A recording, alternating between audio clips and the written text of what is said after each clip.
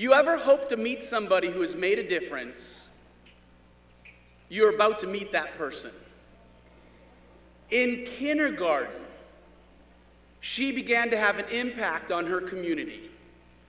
All through elementary and junior high and now into high school, this 16-year-old student from Atlanta, Georgia, has spoken on many of the morning news, and she was a CNN hero. Actually, the founder of CNN, Ted Turner, is one of her biggest fans. Prince Charles, Crown Prince of England, the Prince and Princess of Bahrain and Burundi are her biggest fans. She's traveled the world as a speaker to inspire others, but she walks her talk. She makes a difference in her community, and wherever she goes, she tries to do something to leave behind a cleaner, healthier, and more sustainable place. Hopefully, if I could give you a little assignment, as you're listening to her, I just want you to say to yourself, oh, I could do that. Oh, that's a good idea. Oh, I could do that. Can you just say, oh, I could do that? Let's hear for Hanna Testa from Atlanta, Georgia.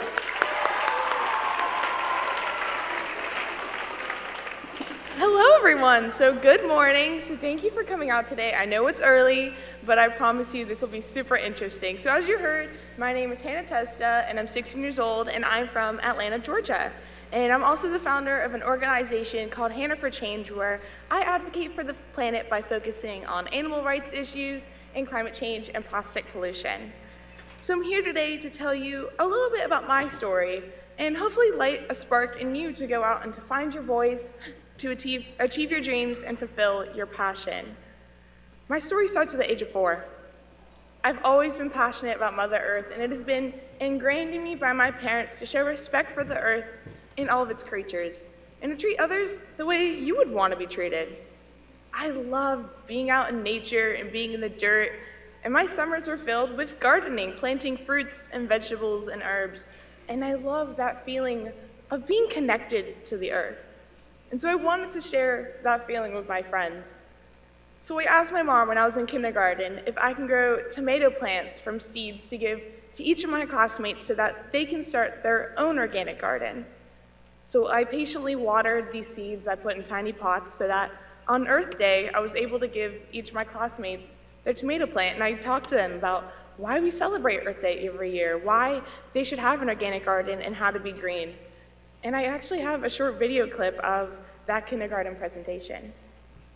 100 different countries joined together in the celebration on Earth Day. We remember to appreciate nature and learn ways to protect our environment.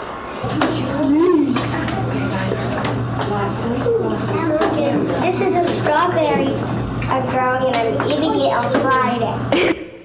And that strawberry was delicious. So, as you can see, even at a young age, I felt that knowledge should be shared rather than just kept to myself. As I grew a little older, I became more and more aware of issues going on in the world that affected the animals I loved. I saw how elephants and rhinos are being killed for their horns and tusks. Dolphins are being slaughtered in Japan, and how an orca whale in Miami has been kept in a concrete tub that doesn't even meet government minimum standards. I cried when I saw how animals were suffering at the hands of humans, and it went against everything I had been taught, and I felt that something should be done, and that I had to speak up and be the change. So I started various projects. I started collecting donations and supplies to give to worthy causes. I started fundraisers, and I even participated in marches for various causes. And through my advocacy work, I started to learn a little bit about plastic pollution and how it was having such a huge impact on marine species. But it wasn't until around the age of 10, I watched this documentary called Plastic Paradise. And that was what really opened my eyes to the issue of plastic pollution and how bad it really is. I was shocked to see that plastic is entering into our food chain and that little action is being taken. And few people even thought about what happens when you throw away plastic. I was shocked when I realized that something that was made to be used for just a few minutes in most cases, will remain on our planet for hundreds to even thousands of years, and is going to outlive me and you and your children and grandchildren and beyond. Something inside of me said that if people were aware of the issue of plastic pollution, they would change their ways. And as Maya Angelou once said, when you know better, you do better. And I felt the documentary Plastic Paradise was so powerful and moving that I wanted to share that knowledge with others. So I first started with my family, and I talked to them about plastic pollution, and together we were able to change our daily habits almost immediately. And then I wanted to get involved in my community. So I met up with my local library to see if they would buy the rights to show the documentary. And at the time, I was only 10 years old, and I was honestly quite nervous. I wasn't sure if the library would listen to a 10-year-old, but I felt there was no harm in asking. And as my mom always says, if you don't ask, you don't get. And while I hate to admit it, she's usually right. But fortunately, the library loved my idea, and we were able to showcase the documentary, and over 100 people showed up to watch the documentary and to hear this 10-year-old speak about plastic pollution. And we even had the producer, Angela's son, Skype in to talk to the audience and answer questions anyone may have had. And I even invited the governor of Georgia, and while he couldn't make it, because I can imagine he's super busy running an entire state, he actually wanted me to meet him at the Capitol. So the following month, I went to go visit the governor. After the success of this event, I gained confidence, and I really wanted to learn as much as I could about plastic pollution to share it with others. I also started to talk to restaurants and see if they consider switching to paper straws. So every time I'm out to eat, if they use plastic straws, I ask to speak to the manager and talk to them about switching to paper straws. And since most managers are focused on saving money, I talk to them about not automatically putting out straws in every drink, and instead wait until the customers ask for one. Not only will that help save the environment, but that'll also save them money. And even if I go to a restaurant that does use paper straws, I still ask to speak to the manager, and I thank them for what they're doing. That little act of kindness can really go a long way. For example, I was at a restaurant called Ted's Montana Grill, which is fairly common in the South near Atlanta, and they use paper straws, so I talked to the manager and I thanked them for what they're doing, and he was so touched by my thank you, because most managers usually hear complaints about their food or the service. So he actually put me in contact with the lady in charge of sustainability for the whole chain of Ted's Montana Grill restaurants. And so then I reached out to her, scheduled a meeting with her, and thanked her for what she was doing. And to my surprise, she said that the owner of the restaurants wanted to meet me, and his name is Ted Turner. So for those of you that don't know, Ted Turner is the founder of CNN, and he's an entrepreneur, philanthropist. He actually owns more land than anybody else in America, which I did not know. But he was super touched with what I had to say. And so now he actually got me to speak at one of his annual conferences.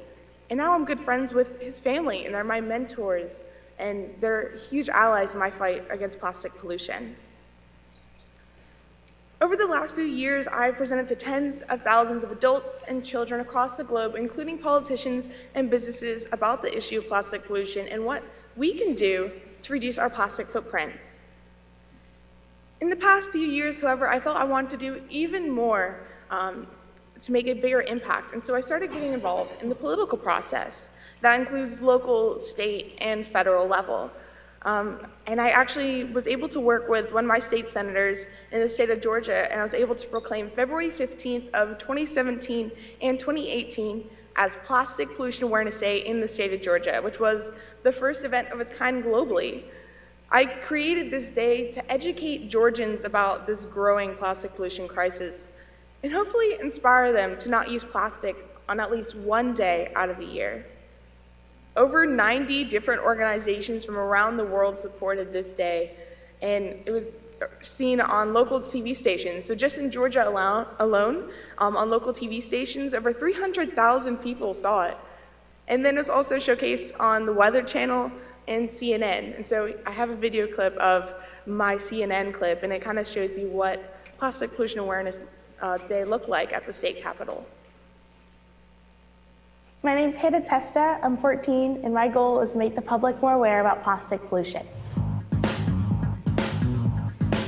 All started from a young age. I've always had this strong passion for animals. Because if we don't do something now, all black rhinos will disappear by 2022. I grew up learning about Earth Day and taking care of animals in the environment, doing different environmental projects. And I learned about plastic pollution.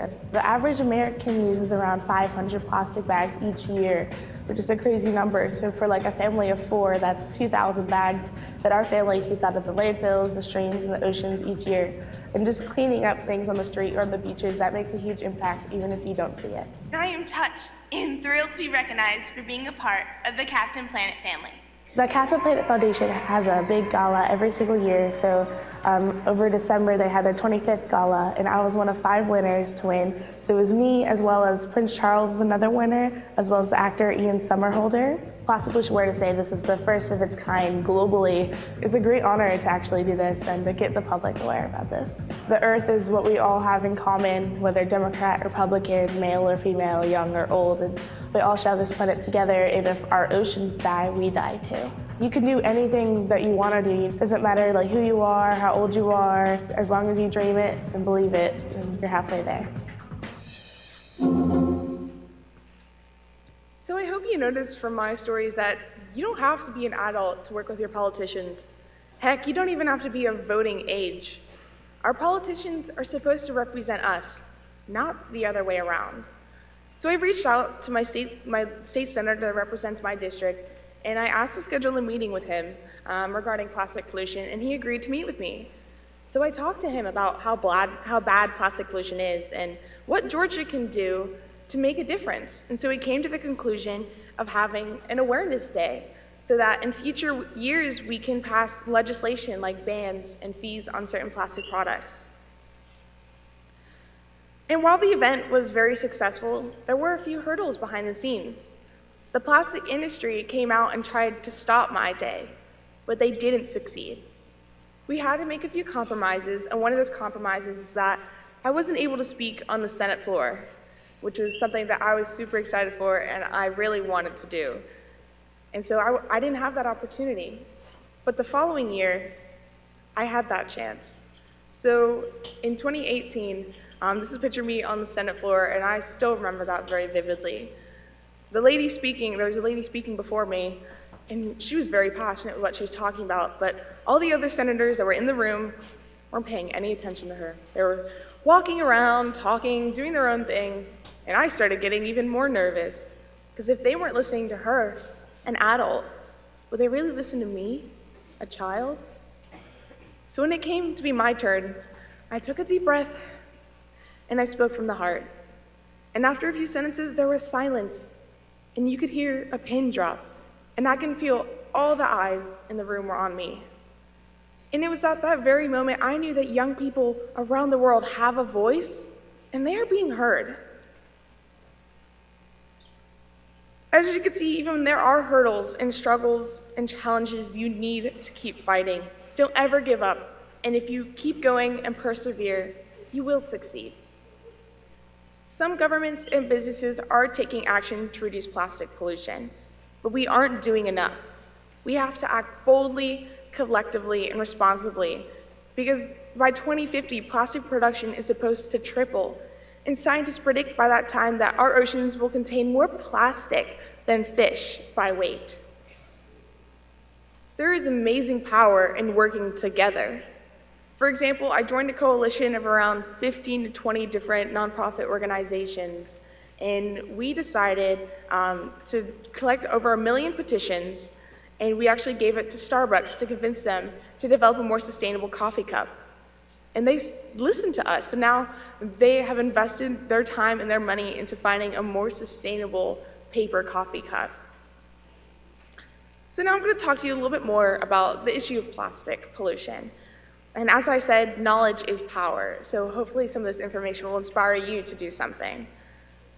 So plastic lasts on our planet for hundreds to even thousands of years, because plastic, it doesn't break down like most materials do. Instead, it breaks up into these smaller and smaller pieces, but they never really disappear. Did you know that plastic is mainly made out of oil? So natural resources and fossil fuels are making these products that we use for just a few minutes but are going to remain on our planet for such a long time.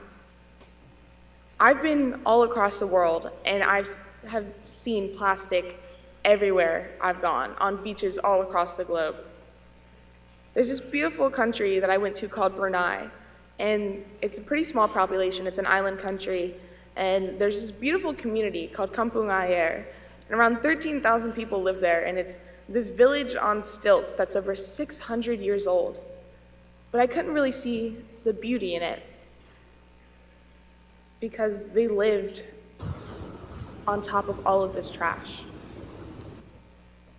And these 13,000 people rely on the fish in that water for food.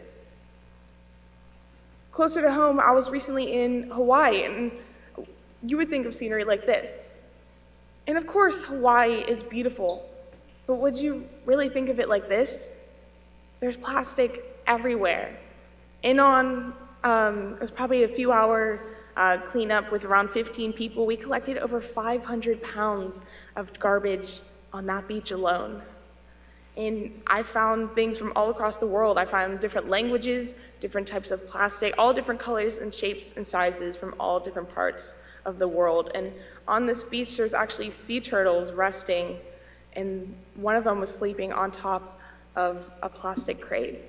And it broke my heart. One of the first cleanups I ever did was in Bermuda, and you can see I found a ton of plastic on that beach. And that's what really opened my eyes to see how big of an issue it is, to see it firsthand.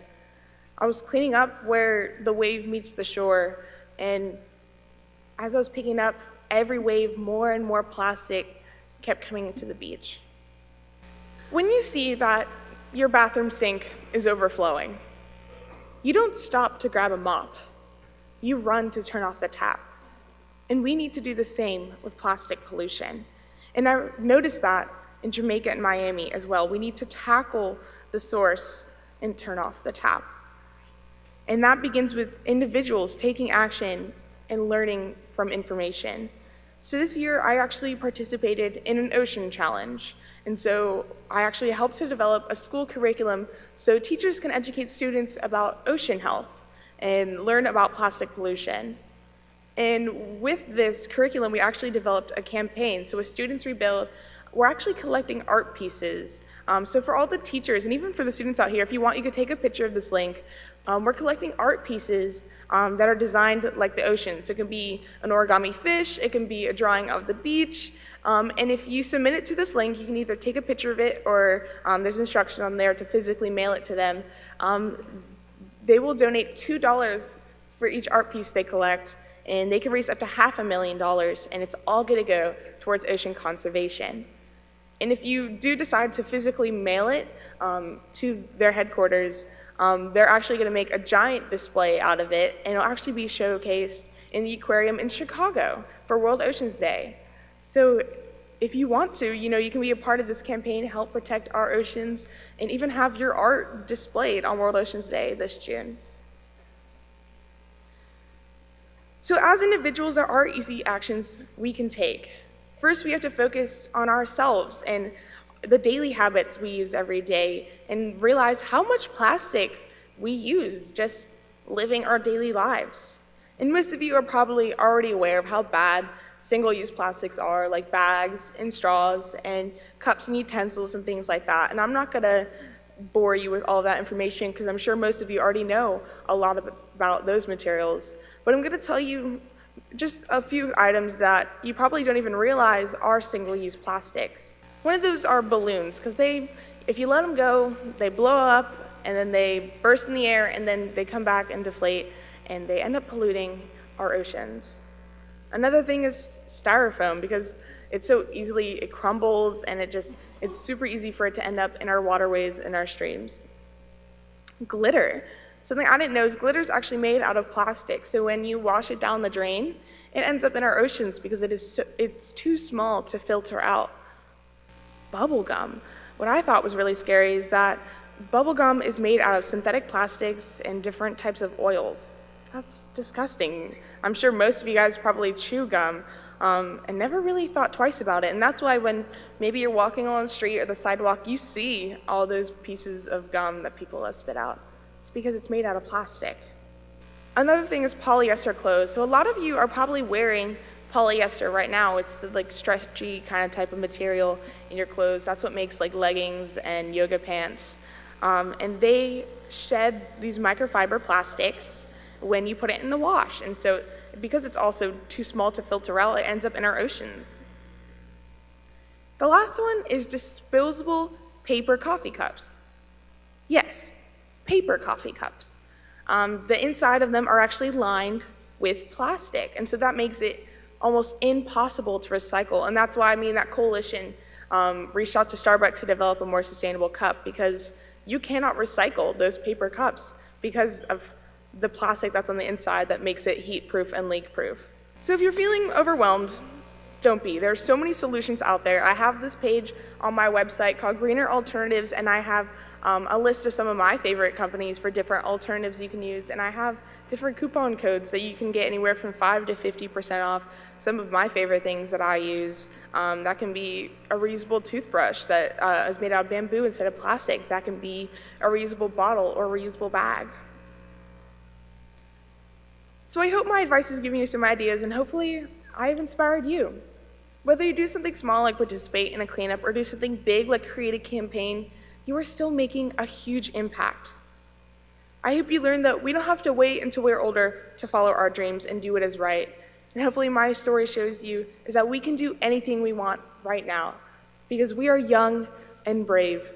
We can be warriors, problem solvers, and game changers.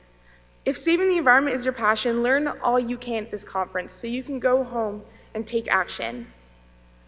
I want to leave with you a quote from Oprah that says, "There is no greater gift you can give or receive than to honor your calling. It is why you are born and how you become most truly alive." We are the last best hope for the earth. I want to ask you, what will you do to make the world a better place? This is our time, this is our moment, this is our mission, this is our movement. Together we can change the world. Thank you.